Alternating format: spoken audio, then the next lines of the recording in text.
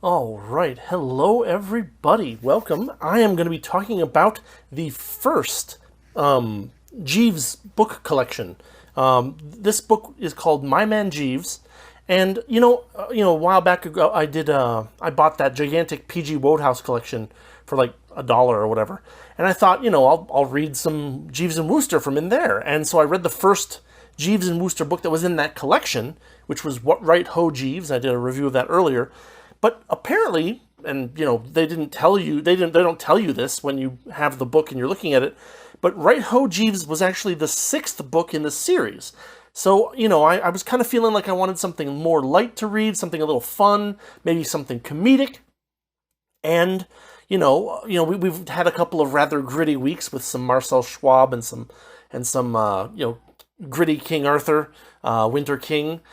And so I thought, well, what the heck? Let's head back to PG Wodehouse and let's actually check out the first book that was collected with my man with Jeeves and Wooster stories, and that book is My Man Jeeves. Now, I said that already. I'm sorry, but anyway, so what I discovered is that this book was published in book form in the UK first in 1919, and it collects short stories from as far back as 1911. And the funny thing about this book is that it was not printed in chronological order of writing like a lot of these kinds of collections are, or even in like some kind of chronological order of events, right? Because, technically, maybe Wodehouse wrote a story, and then he wrote a story later that dealt with events that happened that were referenced in the earlier written story. You could come up with some kind of like chronological or in-universe chronological ordering for these stories if you wanted. But this book doesn't even do that. It's really weird, and I'll get into it in a little bit.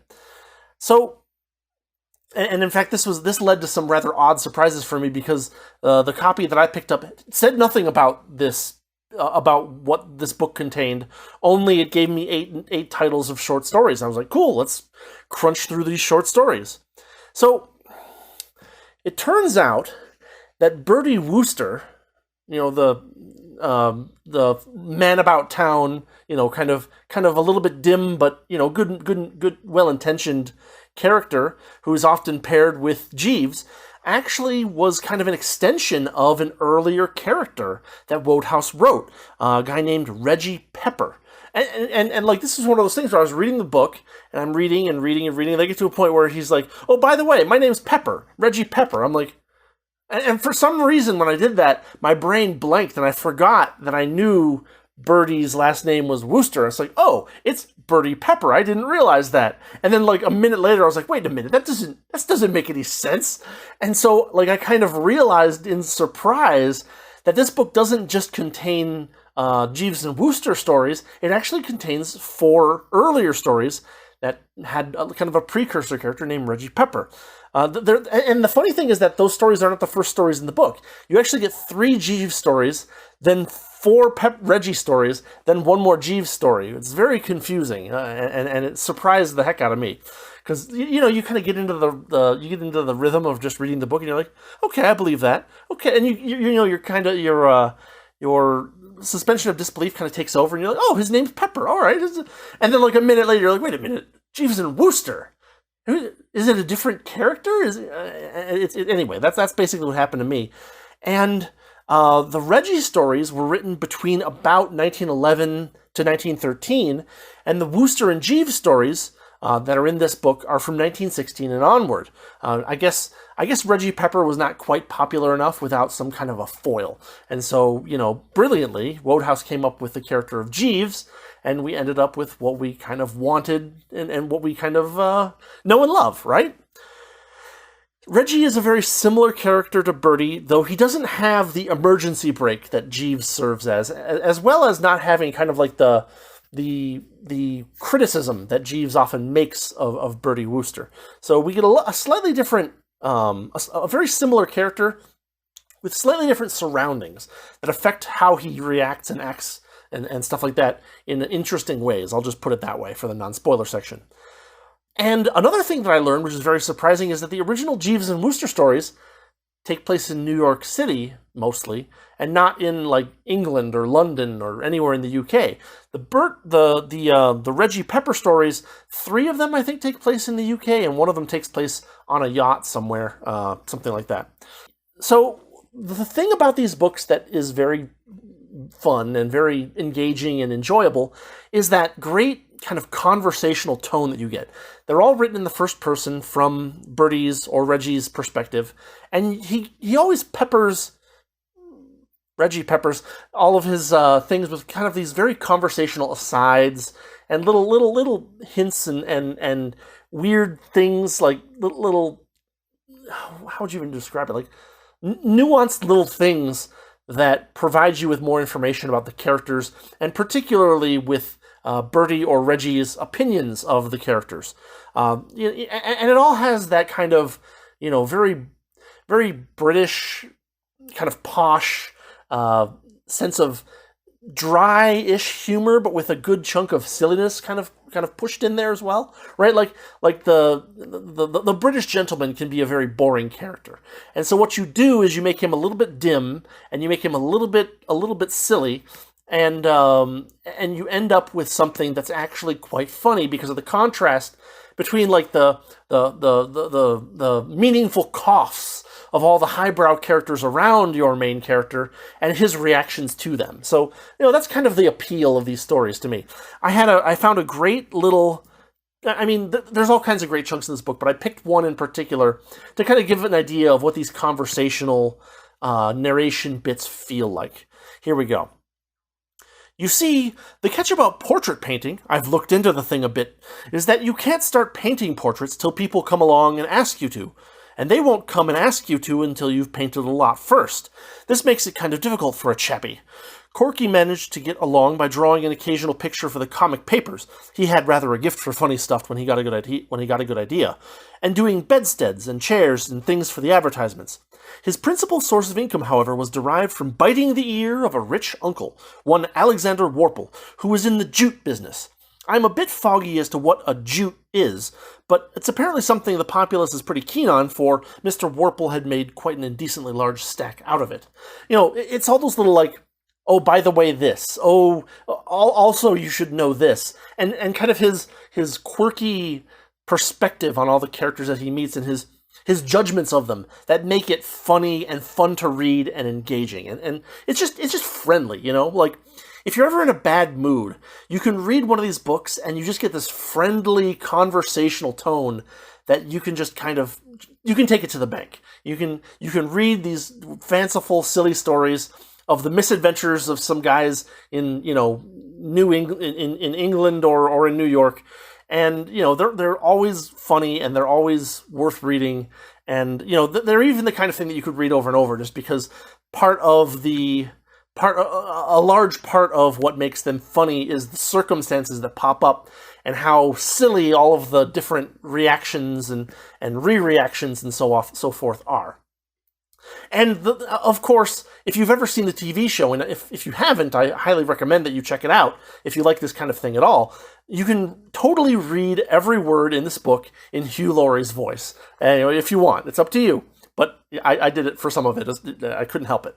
So, there's that too, which also, like, whenever you have a really like, this doesn't always happen, right? Like, you don't always have a voice that is associated with a character in a very strong way like that. But you do have it in some cases, and because like a very well-made television show or movie or something will use those characters and give them a well-known and voice that sticks in your memory, right? Like, I have that same thing with like the Nero Wolfe books.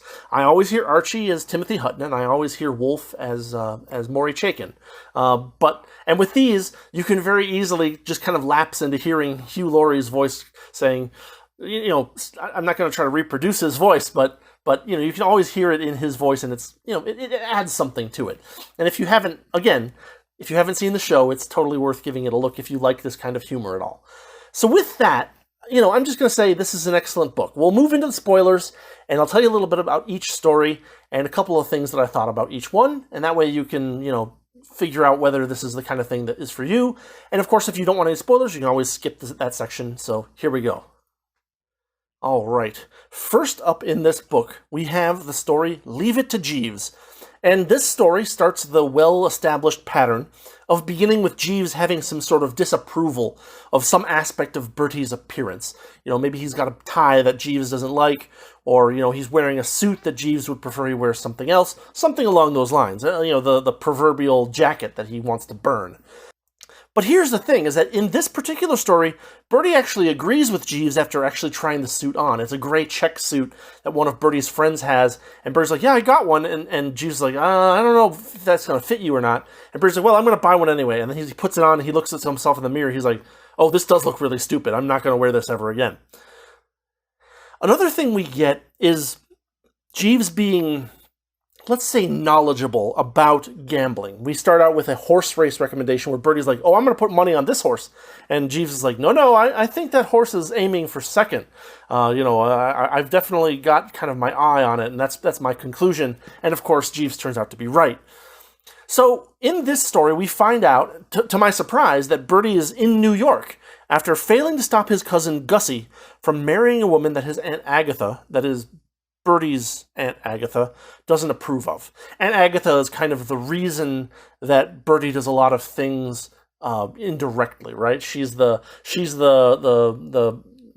smoking gorgon that convinces him to do a variety of things and to avoid a variety of things as well.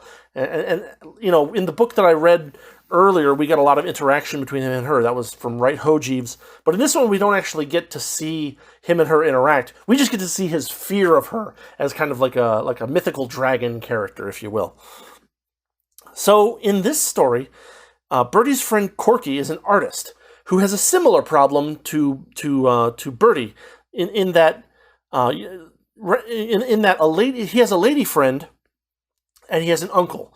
And the lady friend is a singer or a dancer or something like that.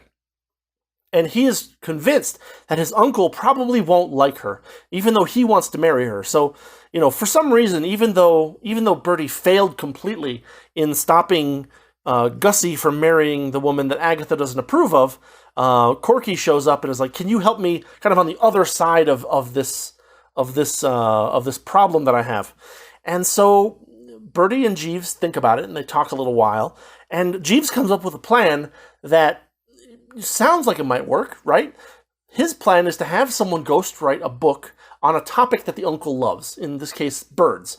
And so they have someone ghostwrite the book, they have him put the Corky's lady friend's name on it, with a bunch of really, really nice things about Corky's uncle. It's like, oh, this book is dedicated to so-and-so. His books on America are very, very good. This book is designed for children. But, when you get older, you can definitely check out his books for more detail. Kind of a nice idea. It sounds reasonable, like it might work. But it actually backfires in a way that was way more spectacular than I expected. Because what ends up happening is that Corky's uncle marries Corky's lady friend, and the point the point of that is not sufficiently addressed in the short story at all. It's like, yep, this happened. We're just gonna kind of paper that off to the side. But what ends up happening is that when it fails like that, the only solution that they figure out is to have Corky draw a portrait of his uncle's new son, about a year later. And, let's just say it doesn't go well, but then they managed to turn it around in the last second, in a way that I thought was funny, but not amazingly, I mean, it's clever, but it didn't wow me. I'll just put it that way.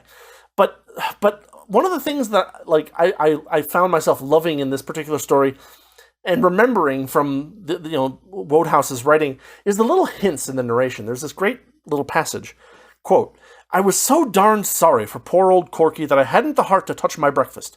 I told Jeeves to drink it himself." Well, he doesn't elaborate on the implications of those two sentences, but telling someone else to drink your breakfast is something that I found very, very subtly humorous. So, it was great.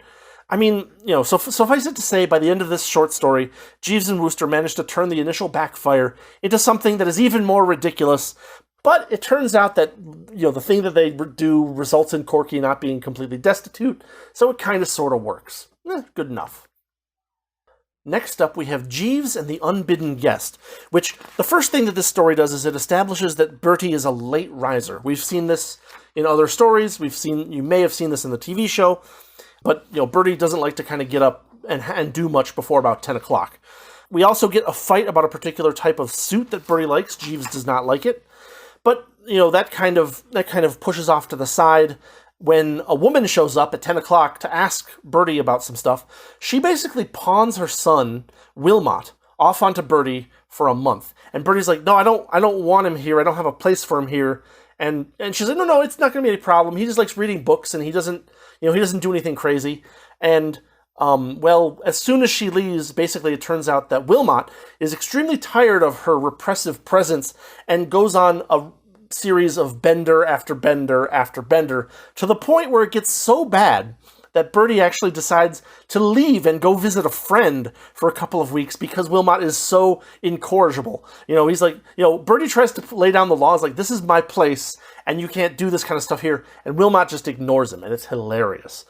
But then it gets even worse, because Bertie returns from his friend's place to discover that Wilmot is nowhere to be found. And Jeeves says, oh, yes, Mr. Lord whatever his name is in prison. And Bertie says, prison? What do you mean in prison? And Jeeves is like, oh, yes, he punched a constable. And it's like, what? And like, by now, like, they're so confused as to how this actually managed to happen, or at least Bertie is, that, like, he's just kind of, like, stunned. And all of a sudden, of course, Wilmot's mother returns, and she is absolutely furious because one of the things she was doing in America was, like, gathering material for a book on prison conditions. And she saw her son in prison and was like, why is he here? But she didn't actually, like, bring it up and talk to him. So what ends up happening is that Jeeves comes up with an excuse, but to me this particular excuse seemed pretty flimsy. It's the kind of thing where when he gets out of prison, if she ever asked him about it, he would be unlikely to provide the correct answer that would keep Bertie from that would allow Bertie to save face. If she ever figures out why Wilmot was sent to prison, and, that would be a matter of public record, then she'll obviously find out that Bertie is lying. And in fact, there's this weird moment where he's like, oh yeah, I was, she's like, oh, were you, keeping Wilmot company the whole time I was gone? He's like, oh yes, totally. And then she's like, so where were you for the last week or so? And he's like, oh, I went to a friend's place. And Wilmot, he went off to Boston by himself. So already Bertie is like, contradicting himself in a way that's not really funny. It's just like, it seems kind of dim, which again is another part of his character, but it's dim even for him. And then he's like, actually, Bertie went to prison of his own volition to learn about the conditions of American prisons, and that somehow placates Wilmot's aunt. But like realistically, he could have just said, "I'm not Wilmot's keeper." He wouldn't do what I said. He wouldn't treat my apartment with the proper respect. So I went to a friend's place and he went to Boston. And it's like, well, I don't know what he did in Boston. Maybe that's why he's in prison. I don't know. That would have worked, I think, almost as well. But at the same time, we get this excuse that seems like it's going to collapse in a very conspicuous way at some point, but not in the course of the story. It'll happen later, which is exactly what we want to avoid. But anyway, so there's that. I mean, the other thing that you could have done with that, if you wanted, is you could have had this very comedic, oh, well, you see, and then kind of spinning a yarn, but they don't even do that. It's just kind of you get an answer, another answer that contradicts the first answer, and then a third answer that seems flimsy enough that, Aunt Agatha will figure it out sooner or later. But anyway, let's move on to the next one. The next story is Jeeves and the Hard-Boiled Egg. And this one, Bertie grew a mustache, and Jeeves hates the mustache. And by the way, like the thing I haven't mentioned so far is that at the end of each of these short stories, when Jeeves kind of comes through, Bertie will acquiesce to Jeeves' judgment about his, dress or style or personal appearance. And again, we have the same kind of element here. Jeeves doesn't like the mustache that Bertie has, and so, he's a little bit hesitant to help. But basically, Bertie's friend Bicky, and the nicknames are just so ridiculous in these books, where it's just like, you just take the first syllable of anyone's name and put E at the end of it, and you're good to go. But, like, Bicky is sponging off of his uncle. He was supposed to go to Colorado and learn to farm and ranch, but he didn't want to. He wanted to stay in New York. So he's been telling his uncle that he's been doing business work in New York, but in reality, he's just been kind of living, at the very, edge of his means, kind of having living in a boarding house and spending as little money as possible, but trying to enjoy himself in New York. But of course, the rich uncle, decides, oh, I'm going to be in America, so I'll come visit my nephew, Bicky. So, Bicky needs to show his uncle that he's, surviving. And you can already see where the problem is coming up, because what ends up happening is that Bertie lends Bicky his apartment for a while so he can show his uncle that he's doing all right. But the fact that he's got this nice, lavish apartment in New York City convinces the uncle, oh, I can cut off your allowance then, because you're clearly doing well enough for yourself that I don't need to support you anymore. Which, of course, leads to a bunch of problems. We get in the kind of resolution phase of the story, we get a discussion of chicken farming, which is, I would call it silly. Like it kind of looms in out of nowhere and takes up a page and a half. And you're like, why are we talking about chicken farming? And it's it's silly, and it even fits in kind of with like the desperate pleading of a man in a hole kind of thing, right? But in the end, it actually, the chicken farming aside, isn't really that funny. And so, like, that was another thing where I kind of, something didn't quite mesh right in the story for me. But it still was a pretty decent story. Of course, the situation escalates. Bicky and Jeeves come up with an idea of how to make some money off of the uncle being around so that they can get some startup capital for Bicky's new chicken farming business. But this doesn't work out, as you could imagine. But it doesn't work out, but it does. Because the original idea was to get a bunch of people to shake hands with the eminent Duke of blah, blah, blah, and pay money for it, which would have given, Bicky a little nest egg to work with after his uncle left. But instead what he does is he turns it around with a little friendly blackmail and convinces his uncle to employ him in London for, I think, like £500 a year or a month or something per time period. It might be quarterly, but a decent sum, more than he was getting in allowance. And all it takes is a little blackmail, so it works out pretty well. And Bicky goes off on his own, and Bertie is back in his apartment, and he's like, okay, Jeeves, you can shave off my mustache, and story ends. Good. The chicken farming thing is a little weak, but it does flow with the rest of the story in a way that is moderately satisfying. Good stuff. Here is where things take a turn, because the next story is called Absent Treatment, and it is actually a Reggie Pepper story, but they don't tell you, hey, this is a story that came earlier and was written with a different character who was a precursor to Bertie Wooster. And so you get this guy, and he's talking just like Bertie, but he's actually Reggie Pepper.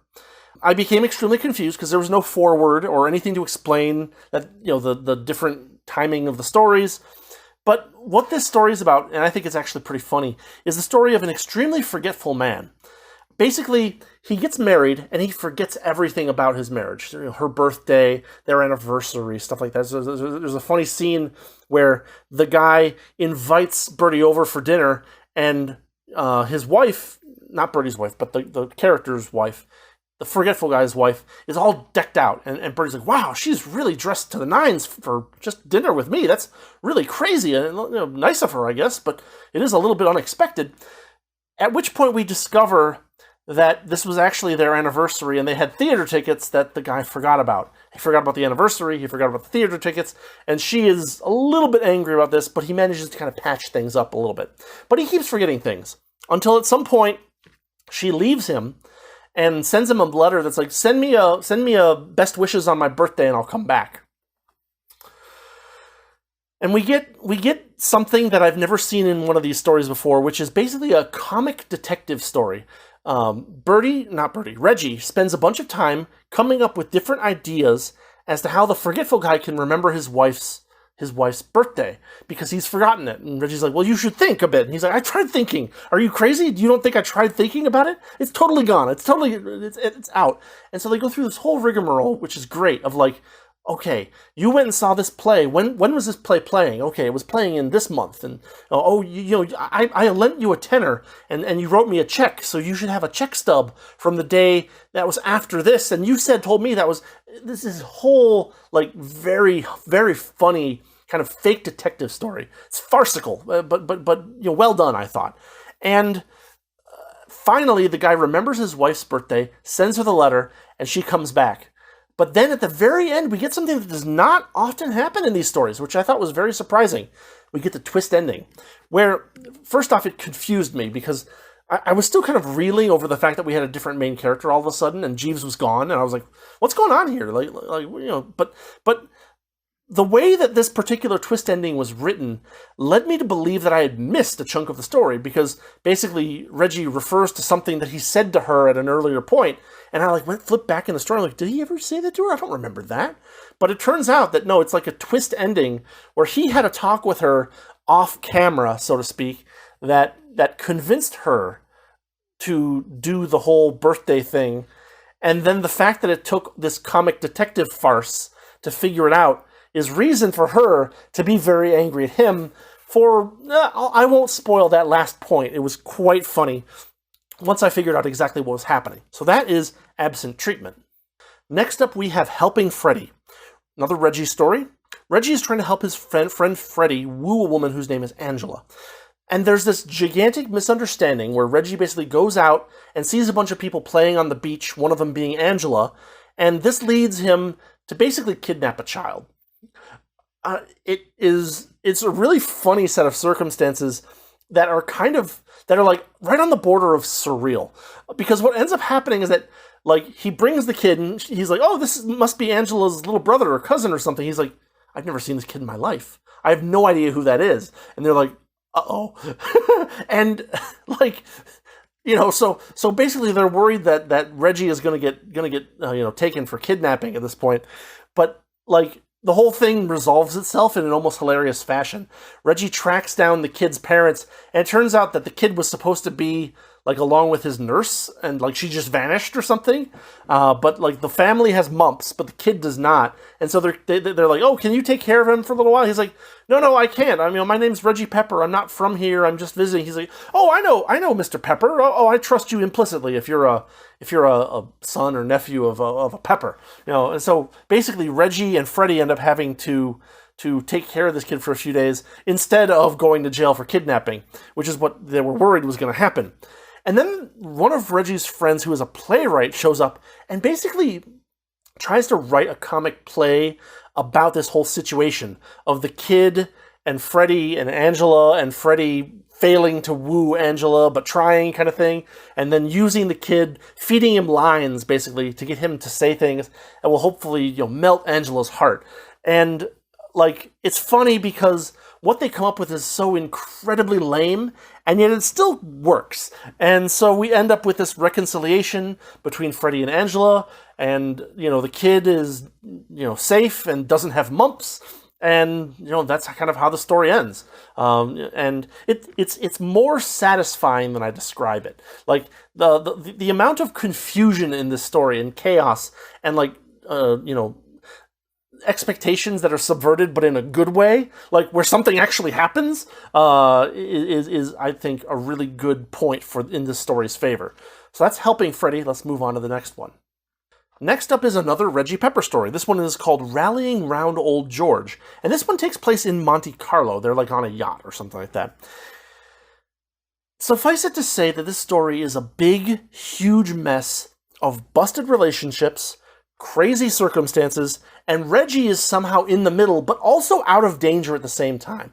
He's not at risk of losing someone that he cares about. It's but everybody around him is. There's this whole big mess, this big chaotic mess where, there's these two engagements that have apparently broken off in the last day for God knows why.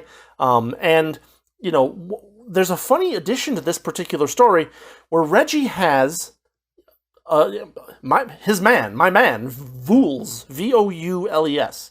Voulet? I'm not sure.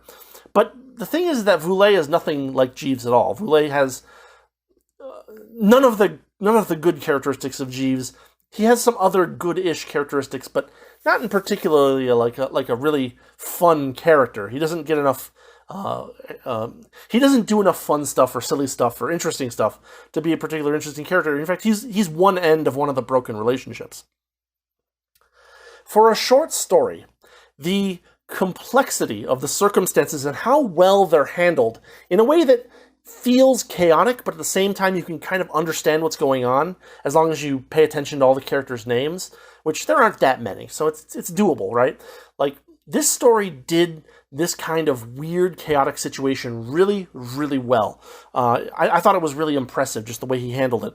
We have 2 broken engagements, 1 under siege air, one nighttime brawl, a detective, a prince, and a whole lot of other confusion, and I just thought that this was a really delightful story, even though, I was expecting Voules to pull a Jeeves, and he did not. But, just the fact, and the fact that there's not really any, danger to Reggie himself, but the way that he kind of handles everything, and kind of wraps everything up, I thought was really well done. So I liked this story a lot, actually. Next, we have Doing Clarence a Bit of Good. This is the last Reggie Pepper story in this book, and it actually refers to one of the earlier stories where he mentioned a woman that he was in love with once.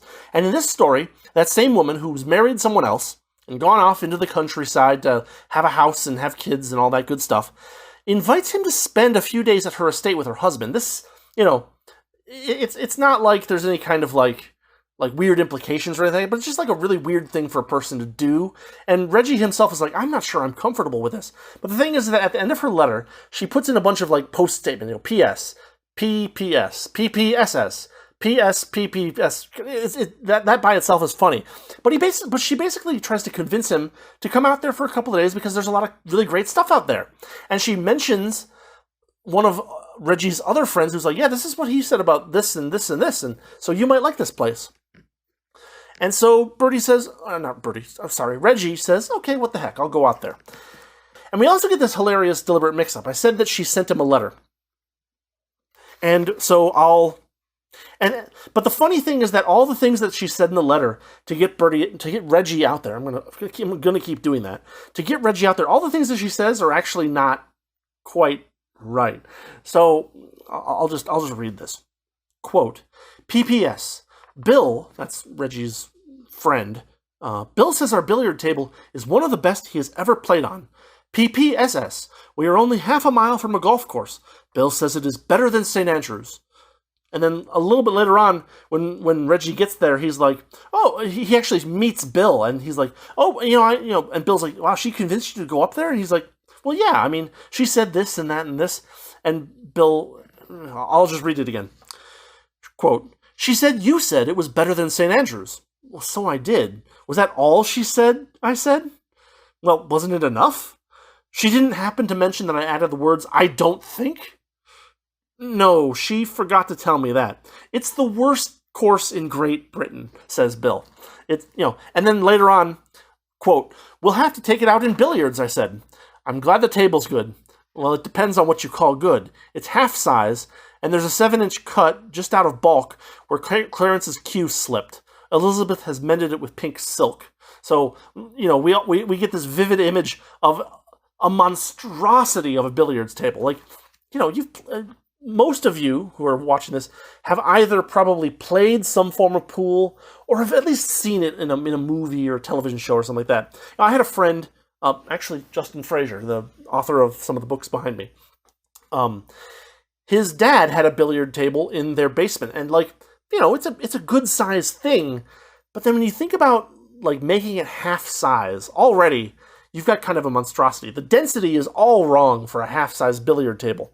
And then the idea that there's a big cut in the middle of it that's been patched with pink silk is silk is not like felt. That's not how that's going to work very well. It's like it's a monstrosity Frankenstein table that even I can imagine not wanting to play on, right? It's just because he says it's a 7-inch cut, and a 7-inch cut would be big on a full-size pool table, but on a half-size pool table, a 7-inch cut is insane.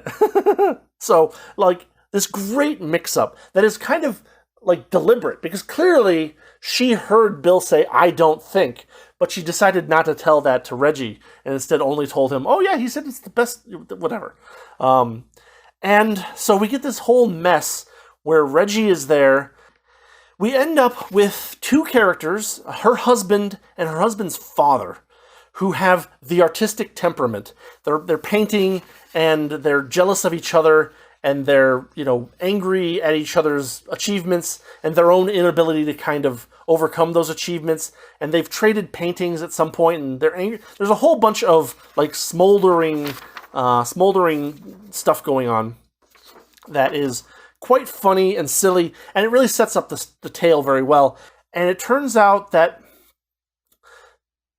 Elizabeth's husband's father gave him a painting for a wedding gift, and Elizabeth's husband hates this painting because it kind of reveals to him the insufficiencies of his own talent, kind of thing.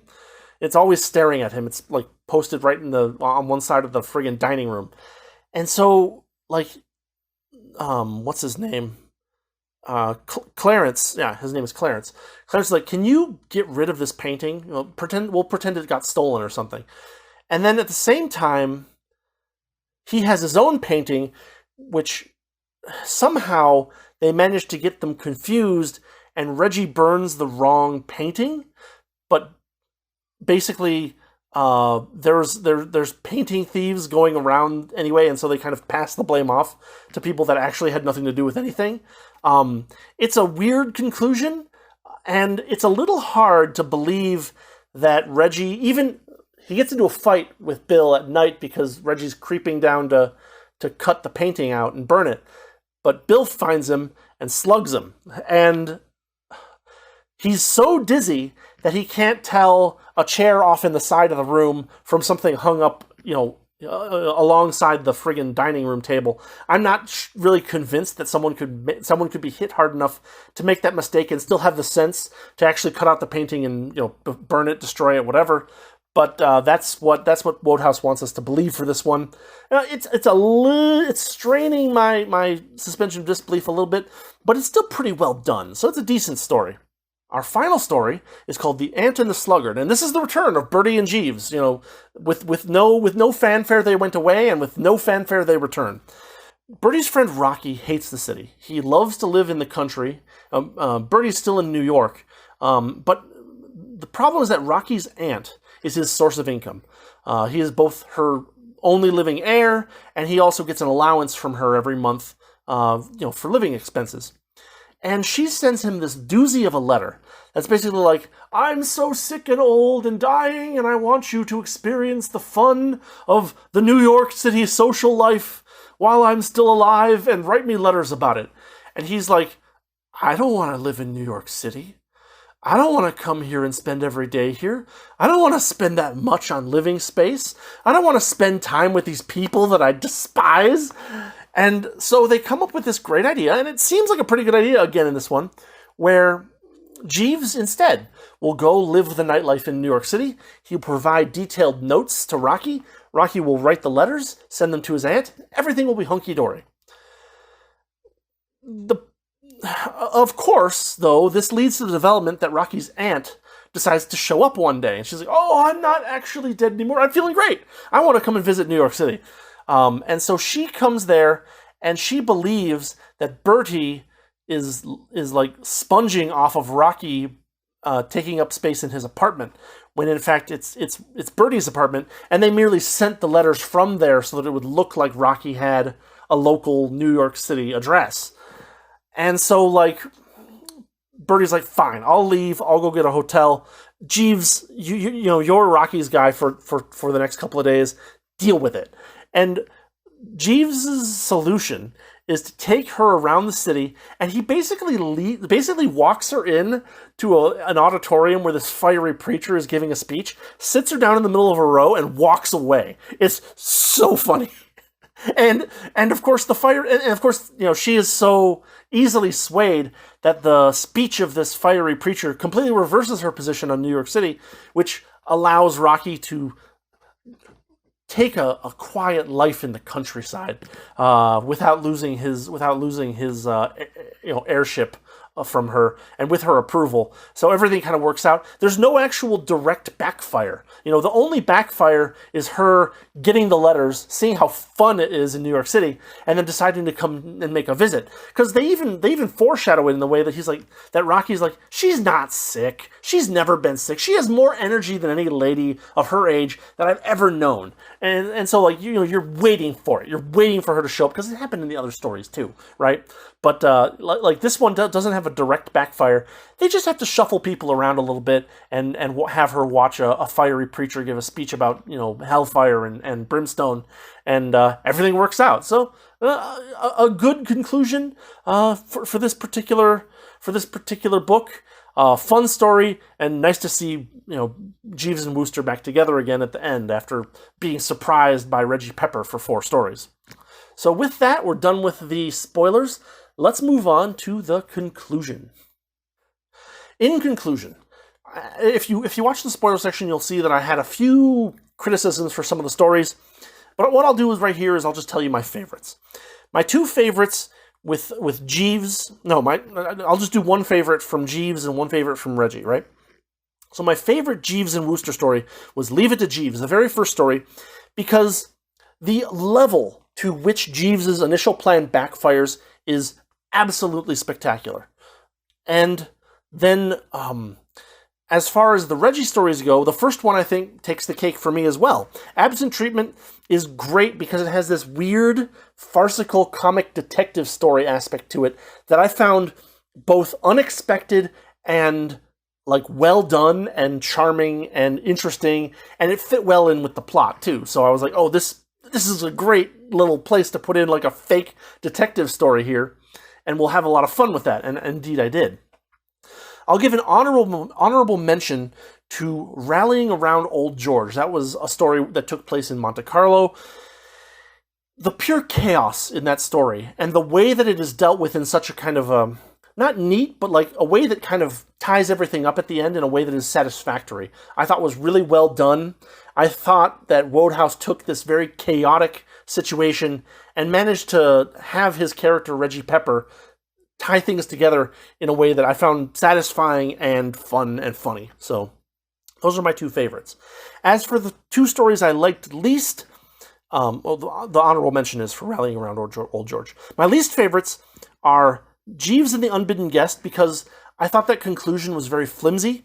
I mentioned in the spoiler section, but the conclusion just doesn't work for me. There's too much contradictory stuff being thrown around, and you can do contradictory stuff, but you have to frame it with a British oh well, what I really meant to say is kind of thing, right? You can do that, but they didn't in this story, or Wodehouse didn't in this story, and the characters didn't in this story, and so I kind of felt a little bit unsatisfied by the end of that one. And then, as far as the Reggie stories go, I think my least favorite was Helping Freddie. And even though it was a good story, it has some funny elements, I don't think that those elements were tied together very well in the end. And the ending kind of sneaks up on you and happens, and you're like, oh, is that it? Are we done here? And so I think that those are my 2 least favorite stories in this book. However, with that said, with the fact that there are some stories that are better than others, I think all in all this book was a fun read. It's, of course, a very good thing for fans of Bertie and Wooster, B and W? Wooster and Jeeves. I don't know why I made that note. But yeah, Jeeves and Wooster. It's a great book for fans of Jeeves and Wooster because number 1, it's the first one, and number 2, it's free. It's out of copyright. So it's great to see how things started out. We get to see Wodehouse kind of walk into these characters, and it's illustrative, demonstrative. It's interesting to see, especially when you've read a lot of the more polished stories that came later on. Seeing these ones being a little bit rough is actually, but still having that great conversational tone, is really nice to see. At least that's what I thought. Again, we have that wonderful conversational tone. It's very friendly and inviting. It makes you expect humor, and it delivers. And you feel very good after reading one of these stories, or multiple of these stories, just because it's light, happy reading, and you don't have to worry about any gritty nonsense happening on it. And you know, not that gritty stuff is bad, but like sometimes you just don't feel in that mood. You know what I mean? You want something light and relaxing to read, and this totally fits the bill. The short story organization of this book is 8 short stories. Lends itself well to short reading sessions. If you don't have a lot of time to like read long stuff, you can pick this up, read one short story, and set it back down, and you're not going to be missing anything. You'll get some enjoyment when you have time for it. If you're a fan of British humor, especially if you're fans of like the TV show or something, this is a great book and fun to read. And again, like I said, it's even better now because it's in the public domain. So yeah, I would highly recommend this book to anyone who likes this book kind of has, because British humor can be kind of dry, right? And it can be kind of, silly, or absurd, surrealistic, kind of like Monty Python. Think about that, for instance, right? But this book kind of has a good mix of the conventional dryness of British humor, along with some of the silliness that we enjoy, where, the high-class people are acting funny because they're, being silly. And there's even a little touch of the absurd in a couple of these stories that I thought was a nice little touch that made them pop a little bit more. So that's what I've got to say about My Man Jeeves, the first book in the Jeeves and Wooster series. P.G. Wodehouse, 1919, really good stuff. I'll have links in the description as usual for if you want to go read this. It's over on the Internet Archive, and probably there's a Gutenberg version too, but I didn't look for it. And YouTube video end, do all the usual YouTube stuff if you want to support the channel. And have a good week, and I'll see you next time. Have a good one.